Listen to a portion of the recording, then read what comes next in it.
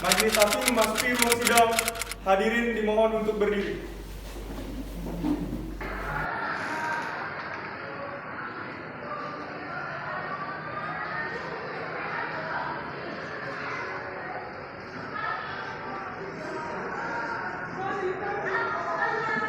Semua hadirin dipersilakan untuk duduk kembali.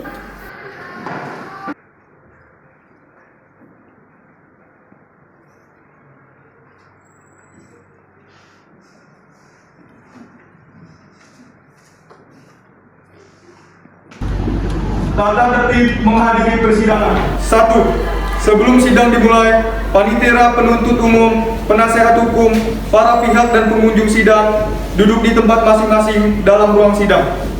Kedua, pada saat hakim memasuki meninggalkan ruang sidang, pejabat yang bertugas sebagai protokol mempersilahkan hadir dalam ruang sidang untuk berdiri menghormati hakim. Ketiga, setiap orang di dalam ruang sidang wajib menunjukkan sikap sopan dan tertib. Keempat, ketua majelis hakim memimpin pemeriksaan dan memelihara tata tertib di persidangan. Kelima, ketua majelis hakim dapat menentukan bahwa anak yang belum mencapai umur 17 tahun tidak diperkenankan menghadiri sidang. Dipersilakan Yang Mulia. Sidang perkara pidana Pengadilan Negeri Kota Tangerang yang memeriksa dan mengadili perkara pidana nomor 1911/pidana B/2022 Pengadilan Negeri Kota Tangerang atas nama terdakwa Ilham dinyatakan dibuka dan terbuka untuk umum. Baiklah, saya menanyakan identitas saudara terlebih dahulu. Nama Muhammad Ilham Ramadan, tempat daerah lahir Jakarta 1 Januari 1995, agama Islam, alamat rumah Jakwas nomor 10 Ciledug, pekerjaan public figure. Saudara terdakwa, apakah saudara dalam keadaan sehat baik jasmani maupun rohani dan siap untuk mengikuti persidangan pada hari ini? Baik Yang Mulia, saya dalam keadaan sehat jasmani dan rohani dan saya siap mengikuti sidang hari ini. Saudara terdakwa, saudara dituntut oleh korban dan didakwa melakukan tindak pidana KDRT dengan keberatan pasal 44. Saudara jaksa, bisa diceritakan bagaimana peristiwa yang terjadi dari sudut pandang korban? Tersangka melakukan beberapa kekerasan terhadap korban seperti pemukulan dan pencakikan sampai menimbulkan luka. Saudara jaksa, bagaimana kronologi peristiwa yang terjadi dari sudut pandang tersangka bisa diceritakan? Baik Yang Mulia, tersangka memang melakukan kekerasan terhadap korban, tetapi ada motif tersangka melakukan hal tersebut dikarenakan korban melakukan kesalahan dan tidak sampai melakukan penyakitan. Terus Yang Mulia, Ya, silakan. menurut penuturan klien kami, saudara Ilham itu tidak melakukan peristiwa pencekikan ataupun pemukulan. Interupsi Yang Mulia. Sebentar. Lanjutkan Yang Mulia. Jadi menurut penuturan klien kami, saudara Ilham itu tidak sampai melakukan pencekikan ataupun pemukulan terhadap saudara Jawa. Jadi itu murni percecokan. Interupsi Yang Mulia. Mohon untuk bersabar dan menunggu giliran berbicara. Silakan pengacara untuk melanjutkan pendapatnya terlebih dahulu. Yang Mulia, jadi itu murni percecokan biasa antara suami dan istri. Selain itu, yang patut dicatat juga Yang Mulia, saudara Ilham juga berprofesi sebagai public figure di mana memiliki jadwal yang sangat padat.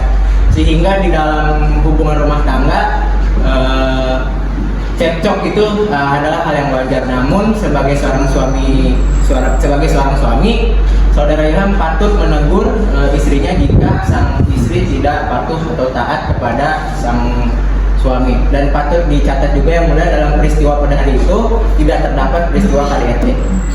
Baik. Interupsi Yang Mulia. Baik, silakan. Memang hal yang wajar jika seorang suami menegur seorang istri jika melakukan kesalahan atau tidak patuh terhadap perintah suami atau keluarganya.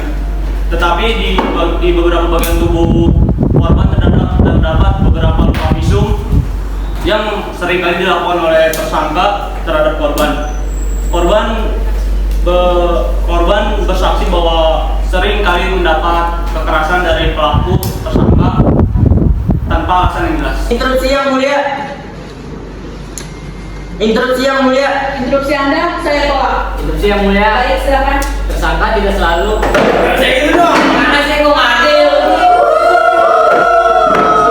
Tenang dan kondusif. Pada semuanya diharapkan duduk kembali. Pada pengacara tersangka, mohon dilanjutkan. Dilanjutkan yang mulia, baik tersangka tidak selalu melakukan kekerasan terhadap korban tanpa alasan. Interupsi yang mulia. Silakan, mohon untuk memperkenalkan identitas Anda dan ceritakan peristiwa yang terjadi. Baik yang mulia, terima kasih. Saya Reja, saya bekerja sebagai supir dari pihak keluarga tersangka dan korban. Saya bekerja kurang lebih dari 3 tahun. Selama saya bekerja dengan mereka, saya sering kali melihat tersangka melakukan kekerasan dan makian terhadap korban. Baik, terima kasih. Instruksi yang mulia, Baik, silakan. saya Rizkia, saya sebagai adik korban pernah memergoki tersangka memukuli korban pada saat saya mengunjungi korban. Di hari itu, saya melihat tersangka memukul dan melemparkan barang ke arah korban sehingga menimbulkan luka pada korban. Instruksi yang mulia, Baik, silakan. tersangka memang melakukan hal tersebut, tetapi tersangka juga mengakui hal tersebut. Tersangka melakukan itu untuk rumah tangga yang lebih baik. Mohon diperkenalkan dan menunggu giliran berbicara. Kepada pengacara tersangka, silakan dilanjutkan. Izin menambahkan yang mulia, Baik, silakan. pihak tersangka juga menafkahi korban dengan sungguh-sungguh dan bertanggung jawab dengan perannya sebagai suami dan kepala keluarga. Baik, sudah cukup. Sudah. Yang mulia, Baik, silakan. saya ingin menunjukkan beberapa luka yang saya dapatkan dari pihak tersangka. Izin yang mulia, bisa saja semua luka yang ditunjukkan oleh korban tadi itu sudah dimaklumi. Kami sudah memberikan Tidak, bukti yang mulia. kepada pihak jaksa dan sudah Itu melakukan sudah dimaklumi.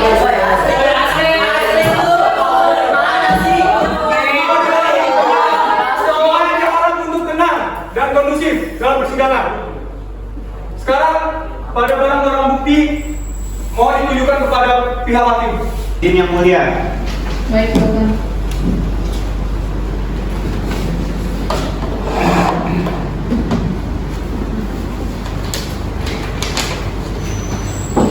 Di dalam mak dan laptop tersebut sudah terdapat bukti digital dan fisik yang diberikan dari pihak korban.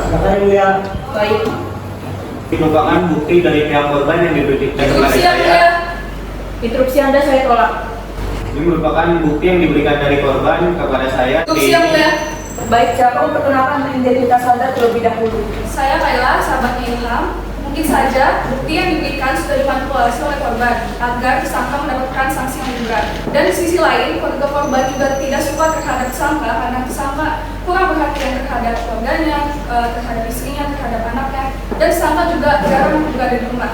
Namun di sisi lain, tersangka sangat bertanggung jawab dan selalu mencukupi kebutuhan mereka. Informasi. Saya rela, saya sebagai sahabat tersangka mengetahui bahwa tersangka tidak mungkin melakukan kekerasan tanpa alasan terhadap korban. Tersangka memiliki banyak catatan yang baik di masyarakat dan tersangka juga merupakan public figure yang baik di bawah. Instruksi yang mulia, Baik, silakan. menurut pasal dan undang-undang yang mengatur tentang KDRT, pihak tersangka akan dikenakan pasal 44 Undang-Undang Nomor 23 Tahun 2004 tentang perbuatan KDRT dengan denda pidana paling besar 15 juta rupiah dan hukuman penjara paling lama 5 tahun penjara. Baik. Baik, saya akan melakukan pertimbangan terlebih dahulu dengan para hakim lainnya. Memutuskan bahwa tersangka akan dijatuhi hukuman selama 4 tahun penjara dan denda sebesar 12 juta rupiah. Hal ini kami putuskan dengan sedemikian rupa karena tersangka ditundingkan dengan pasal 44 Undang-Undang Nomor 23 Tahun 2004 yang mengatur tentang KDRT dan juga pihak korban yang memiliki banyak bukti, luka visum maupun bukti berbentuk digital yang dijatuhi kepada tersangka. Proses hukum dan pemasukan tersangka ke dalam sel penjara akan dilanjutkan oleh pihak kepolisian. Persidangan ini akan kami tutup. Terima kasih.